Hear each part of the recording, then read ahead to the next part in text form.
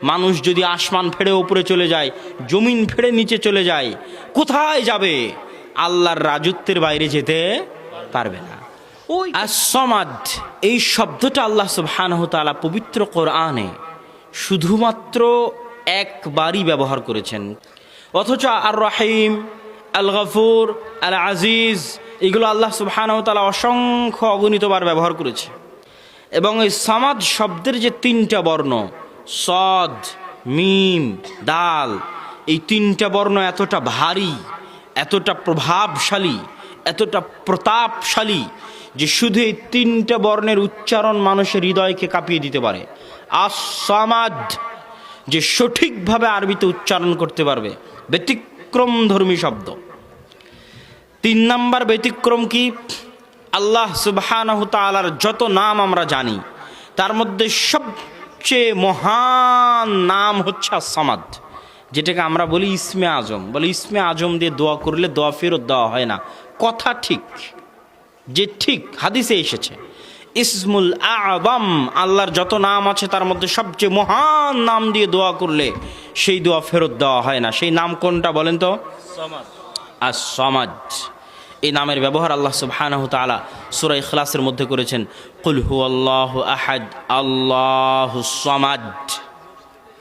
এই সূরা ইখলাসের মধ্যে এই নাম আছে দেখেই সূরা ইখলাস তেলাওয়াত করলে পবিত্র কোরআনের 3 ভাগের 1 ভাগ, আর 3 বার তেলাওয়াত করলে পুরো কোরআন একবার তেলাওয়াত করার সমান নেকি পাওয়া যায়। আল্লাহু আকবার। তাহলে সামাদ কি এমন? তাহলে তো আমাদের সামাদ সম্পর্কে জানা উচিত না উচিত নয়? বলেন, সামাদ কি এমন নাম যেটাকে ইসমে আজম দেওয়া হলো, সবচেয়ে মহান নাম দেওয়া হলো? সেই নাম সম্পর্কে আমাদের জানা উচিত। as-সামাদ এই নামের 2টা অর্থ। কয়টা অর্থ? কয়টি অর্থ? 1, আল্লাহ সুবহানাহু তাআলা অমুখাপেক্ষী। 2, আল্লাহ সুবহানাহু তাআলা ব্যতীত পৃথিবীতে যা কিছু আছে সব কিছু তার মুখাপেক্ষী। 2টা অর্থ। আল্লাহ সুবহানাহু তাআলা অমুখাপেক্ষী, আল্লাহ ব্যতীত পৃথিবীতে যা কিছু আছে তা তার মুখাপেক্ষী।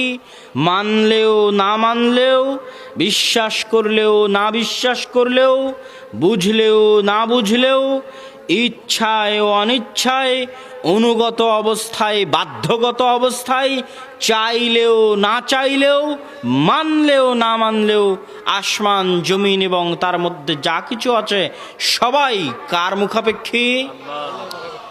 আর আল্লাহ কি কোনো কিছুর মুখাপেক্ষী? না। তাহলে এটা আমাদের একটু ভালোভাবে বুঝতে হবে, এই মুখাপেক্ষিতাটা কি। আল্লাহু লা ইলাহা ইল্লা হুয়াল হাইয়ুল কাইয়্যুম লা তাখুযুহু সিনাতুন ওয়ালা নাওম। আপনারা এখানে থাকতে থাকতে ক্লান্ত হয়ে গেছেন না? হয়ে গেছেন। মানুষ হতে বাধ্য। আমরা কি সফর করে ক্লান্ত হইনি? পৃথিবীতে এমন কিছু একটা আপনাকে বের করতে হবে যে ক্লান্ত হয় না।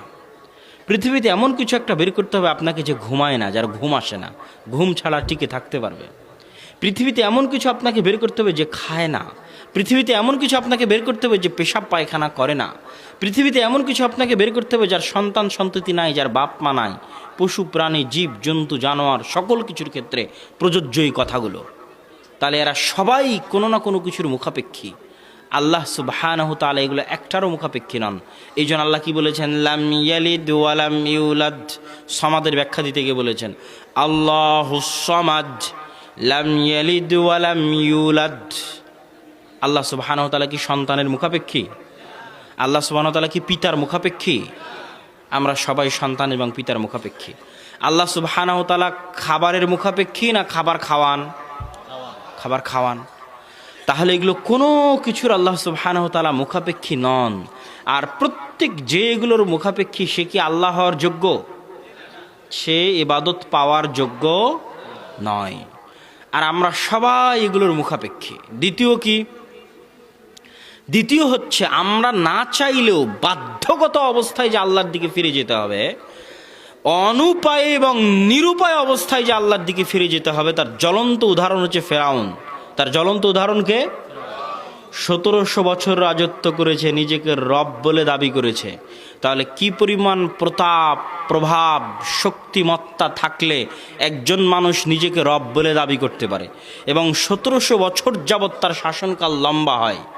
তাহলে সে মানেনি আল্লাহকে সামাদ, বিশ্বাস করেনি আল্লাহকে সামাদ, ইচ্ছায় করেনি, অনুগত অবস্থায় করেনি।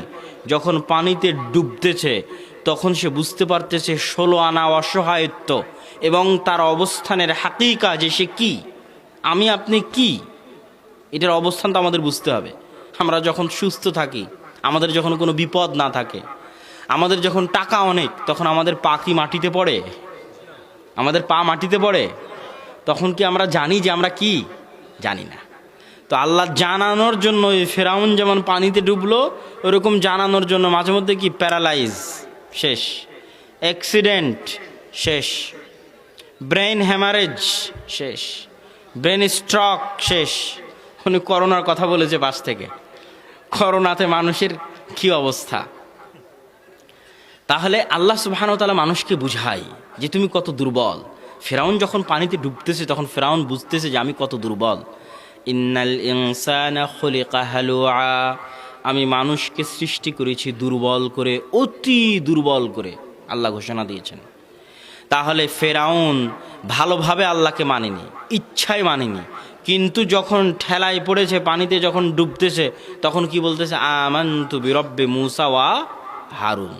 তাহলে তার এই আমানতু বিরব্বি মূসা ওয়া হারুন বলা প্রমাণ করে যে আল্লাহ হচ্ছেন আস-সামাদ। আল্লাহ কি? আস-সামাদ, আল্লাহুস সামাদ। তুমি চাইলেও তার কাছে ফিরে যেতে হবে, না চাইলেও তার কাছে ফিরে যেতে হবে, মানলেও তার কাছে ফিরে যেতে হবে, না মানলেও তার কাছে ফিরে যেতে হবে, বিশ্বাস করলেও তার কাছে ফিরে যেতে হবে, বিশ্বাস না করলেও তার কাছে ফিরে যেতে হবে, ইচ্ছায় না গেলে বাধ্য হয়ে যেতে হবে, অনুগত অবস্থায় না গেলে অপমান অবস্থায় যেতে হবে। কোনো রাস্তা নাই, লা মাফার, পালিয়ে বাঁচার কোনো রাস্তা নাই। এই জন্য আল্লাহ সুবহানাহু ওয়া তাআলা অন্য জায়গায় বলেছে, মানুষ যদি আসমান ফেড়ে উপরে চলে যায়, জমিন ফেড়ে নিচে চলে যায়, কোথায় যাবে? আল্লাহর রাজত্বের বাইরে যেতে পারবে না। ওই কোথায় 1300 কোটি বছর আগের ছবি তুলেছে, ওটা কার রাজত্বের অধীনে? কার রাজত্বের অধীনে? বৃহস্পতিতে যাও, মঙ্গলে যাও, চন্দ্রে যাও, কার রাজত্বের অধীনে? আসমান ফেড়ে উপরে চলে যাবা, জমিন ফেড়ে নিচে চলে যাবা, কার রাজত্বের অধীনে? আল্লাহর রাজত্বের বাইরে যেতে পারবে? মানুষের সাধ্য আছে? আল্লাহর রাজত্বের বাইরে কিছুই নাই, তো যাবে কোথায়? তাহলে আল্লাহ হুস সামাদ, বাধ্যগত অবস্থায় তার কাছে ফিরে যেতে হবে।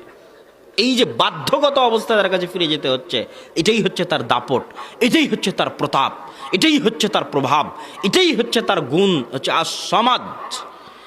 এবং মানুষকে বাধ্যগত অবস্থায় যাওয়া লাগতেছে।